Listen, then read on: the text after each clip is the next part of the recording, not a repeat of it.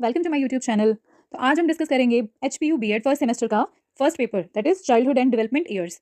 तो ये एक प्रीवियस ईयर क्वेश्चन पेपर है जिससे आपको काफ़ी हेल्प होने वाली है और मैं आगे भी काफ़ी मेरे पास काफ़ी एक बुकलेट है प्रीवियस ईयर क्वेश्चन पेपर्स की। तो मैं धीरे धीरे हर एक वीडियो में एक एक क्वेश्चन पेपर डिस्कस करूंगी। मेरे पास हर एक सब्जेक्ट के कम से कम 4 या 5 प्रीवियस ईयर क्वेश्चन पेपर है। तो ये क्वेश्चन पेपर्स देखने के लिए तो मेरे चैनल को सब्सक्राइब करें, वीडियोज़ को लाइक करें एंड शेयर करें। तो अभी हम स्टार्ट करते हैं डिस्कशन। ये जो फर्स्ट पेपर है ये 3 आवर्स का होता है और 80 मार्क्स का ये क्वेश्चन पेपर की वेटेज रहती है। इस पेपर में 5 सेक्शंस आते हैं।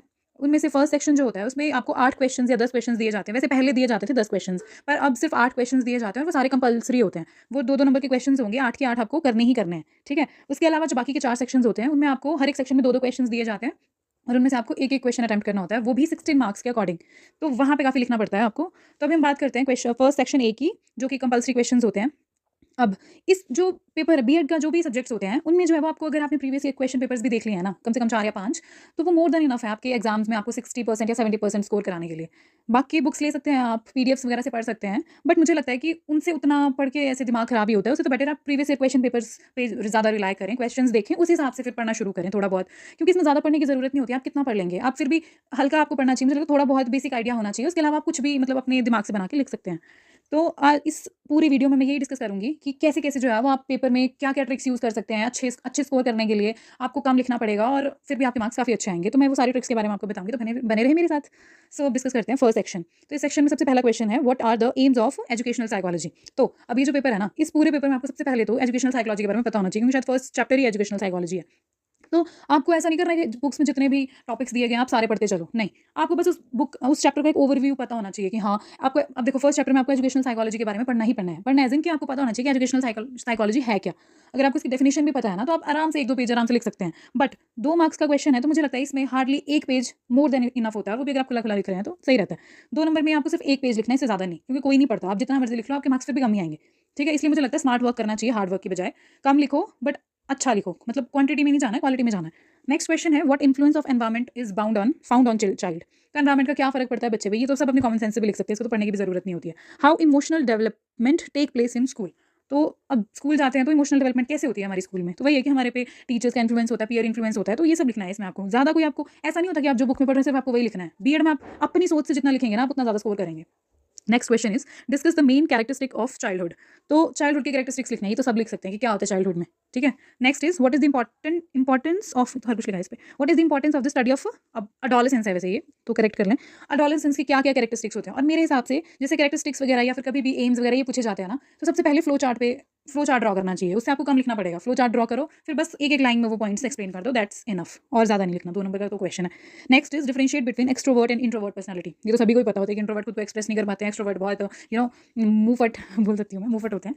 तो ज़्यादा नहीं है। जब डिफरेंस आएगा तो हमेशा बीच में एक लाइन ड्रॉ करके साइड में पॉइंट्स में डिफरेंस लिखें, पैरा में कभी भी डिफरेंस ना लिखें। 2 नंबर का क्वेश्चन है, कम से कम 4 डिफरेंस लिखते हैं, दैट्स मोर देन इनफ।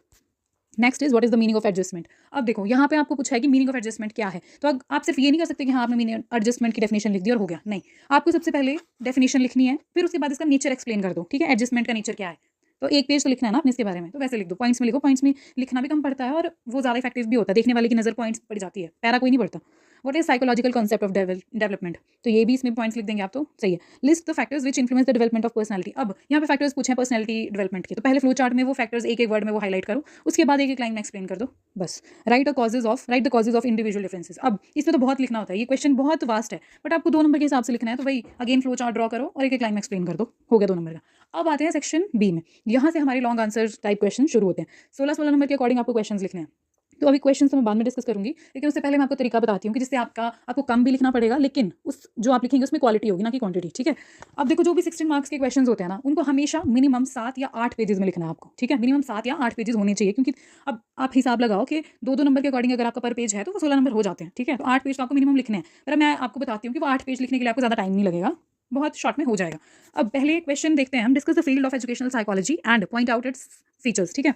अब देखो यहाँ पे मैंने बोला ये बहुत इंपॉर्टेंट टॉपिक है एजुकेशनल साइकोलॉजी, ये आपको पढ़ना ही पढ़ना है इसके बारे में। फिर इसके फीचर्स पूछे हैं। अब इस क्वेश्चन में आपको फीचर्स पूछे हैं, ठीक है। तो आप ऐसा तो नहीं कर सकते आप डायरेक्ट वहाँ फीचर्स लिखना शुरू कर दें। आप कितने फीचर्स लिख पाएंगे, आप ज़्यादा से ज़्यादा 2 पेजेस के। फिर बाकी के 7-8 पेजेस में, आप 6-7 पेजेस में आप और क्या लिखेंगे, कुछ नहीं, आपको नहीं आएगा लिखना।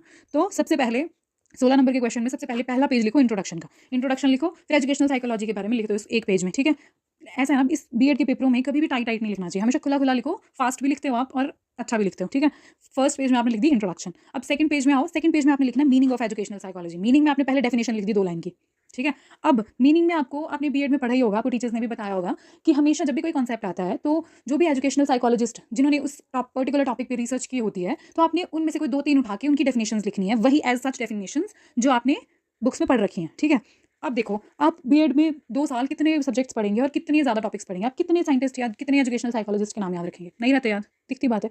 तो अब मैं बताती हूँ कि मैं क्या करती थी मैंने मतलब मैं ना क्रिकेट देखती हूँ, तो मुझे जो फॉरेनर प्लेयर्स होते हैं मुझे उनके नाम भी पता है काफ़ी। तो मैं क्या करती थी, अगर मुझे जिनके मतलब अगर मुझे साइंटिस्ट का नाम याद है तब तो वेल एंड गुड, बट अगर मुझे नहीं याद होता फिर भी मुझे डेफिनेशंस लिखनी है, तो डेफिनेशंस तो आप खुद से भी बना सकते हैं, ठीक है। पता ही होता है आपको डेफिनेशन क्या होती है, तो वैसे ही थोड़ा तोड़ मरोड़ के 3-4 डेफिनेशंस बन जाती हैं। बट अब साइंटिस्ट के नाम में तो मैं वहाँ क्या करती थी कि जो क्रिकेटर्स के नाम होते थे उनका तो ऐसे आप बहुत उसमें कर सकते हैं कि हाँ, थोड़े अंग्रेजों के नाम लिख दो, याद कर लो थोड़े बहुत नाम, बस उन्हीं को ही बार-बार लिखते रहो, कोई खास फ़र्क नहीं पड़ता। अब उसके बाद जैसे आपने डेफिनेशंस लिख ली, हम सबसे पहले हमने बताया इंट्रोडक्शन, उसके बाद सेकंड पेज में हमने लिखनी है मीनिंग, और मीनिंग में ही सारी डेफिनेशंस आनी चाहिए, ठीक है। फिर अब थर्ड पेज पे क्या लिखेंगे, अब जैसे यहाँ पे एजुकेशनल साइकोलॉजी के बारे में पूछा है ना, तो अब थर्ड पेज पे कैरेक्टरिस्टिक्स लिखने हैं आपको। अब देखो यहाँ पे ना सारा वर्ड्स का ही गेम है, फीचर्स अलग लिखने हैं, आप लिखनी भले अपने दोनों में सेम चीज़ें हैं बट उनको अलग अलग टाइटल दे दो, कैरेक्टरिस्टिक लिख दो इसमें, ठीक है। फिर उसके बाद एक या 2 पेज में आ जाएंगे वो, हाँ अब कैरेक्टरिस्टिक्स की बात आएगी ना, तो वहाँ पे मेक श्योर कि आप एक फ्लो चार्ट भी बनाएं। अब जब आप फ्लो चार्ट बनाएंगे तो फ्लो चार्ट में जो पॉइंट्स होते हैं ना, तो उनको ऐसे बादल बादल बना के ऐसे हाईलाइट करके वैसे फ्लो चार्ट बना दो एक पूरे पेज का, ठीक है। 3 पेज हो गए। उसके बाद अब जो फ्लो चार्ट पे आपने कंटेंट लिखा है, जो हेडिंग्स लिखी हैं, नेक्स्ट पेज पे, नेक्स्ट एक आधे पेज पे उनको थोड़ा एक्सप्लेन कर दो, दैट्स इट, ठीक है। 4-5 पेज हो गए आपके।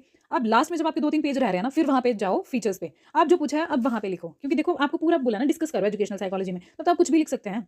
लास्ट के 3-4 पेजेस में अब आप फीचर्स लिख दो। फीचर्स में भी आप फिर से ऐसा कर सकते हैं कि फ्लो चार्ट ड्रॉ करो, एक पेज में वही आ जाएगा, बाकी फिर वही पॉइंट्स को हेडिंग बना के बस 2-2 3-3 लाइंस में निपटाते चलो।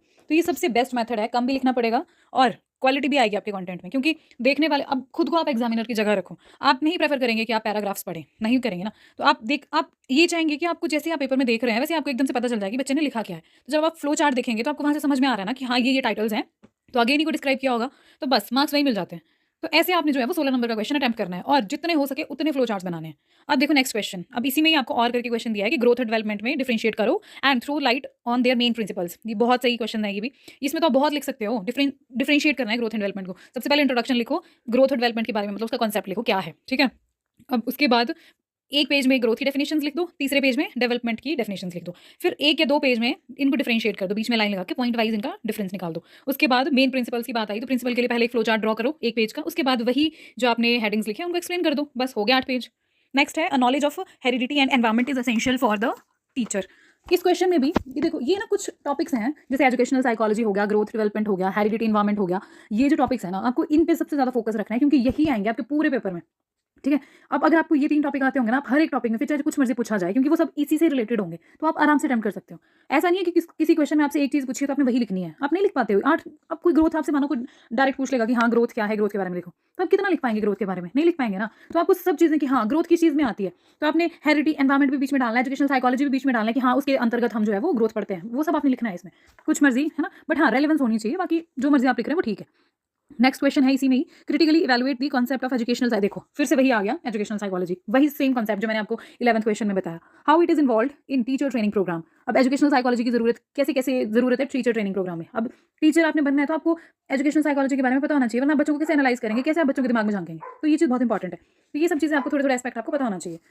फिर आता है सेक्शन डी, अगेन आपको 2 क्वेश्चन है, एक क्वेश्चन आपको अटेम्प्ट करना है, हाँ why adolescence is said to be the most difficult period of life. Adolescence के बारे में लिखना है, अगेन पहले कॉन्सेप्ट लिखो, इंट्रोडक्शन लिखो, फिर मीनिंग लिखो इसका, फिर इसकी डेफिनेशंस वगैरह लिखो, ठीक है, फिर इसके फीचर्स लिखो, ठीक है, फिर इसकी डिफिकल्टीज लिखो और बीच में 1-2 फ्लो चार्ट डाल दो, that's all for 16 marks. What consideration should be kept in mind while giving education in childhood stage, ठीक है, बाल्यावस्था में शैक्षिक विकास के समय किन बातों का ध्यान रखना चाहिए। अब जब आपने एडोलेसेंस पढ़ा, एजुकेशनल साइकोलॉजी पढ़ा, तो आप वो सबको कंबाइन करके इस क्वेश्चन में डाल दो, ठीक है। नेक्स्ट है, what do you mean by personality, what are the different methods of measuring it. Again personality क्या है, इंट्रोडक्शन, मीनिंग उसका क्या मतलब, क्या डेफिनेशन वगैरह लिख दो जो भी एजुकेशनल साइकोलॉजिस्ट की डेफिनेशन है।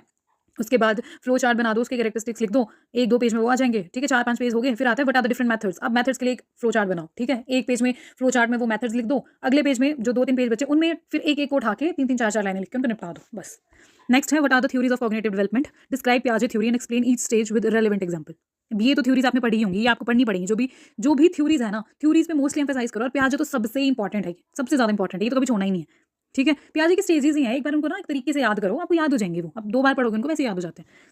तो ये था चाइल्डहुड एंड डेवलपमेंट ईयर्स का क्वेश्चन पेपर। तो आई होप ये वीडियो आपके काम आएगी, आपको हेल्पफुल रहेगी। तो आगे भी ऐसे बहुत सारे क्वेश्चन पेपर मैं लाती रहूँगी, तो बने रहें मेरे चैनल पे और प्लीज़ सब्सक्राइब करें ताकि मैं आगे और वीडियोज़ डालूँ तो मुझे भी मोटिवेशन मिले और मेरे हर एक वीडियो का नोटिफिकेशन आपके पास जाता रहे, और जितना हो सके लाइक शेयर एंड कमेंट करते रहें। हाँ, अगर जैसे मैं क्वेश्चन पेपर तो करा रही हूँ, बट इसके अलावा अगर आपको किसी भी टॉपिक पे, जैसे कोई भी सिलेबस का जो भी टॉपिक है, अगर आपको उनपे वीडियोज़ चाहिए तो आप प्लीज़ मुझे कमेंट करें, मैं वो उस वीडियो पे एक ऐसी मतलब पूरा वो कंटेंट करवा दूँगी आपको, और इस हिसाब से कराऊँगी कि आपको ज़्यादा लिखना भी ना पड़े और वो ईज़िली आपके दिमाग में भी बैठ जाए। Okay, that's all for the video, thank you.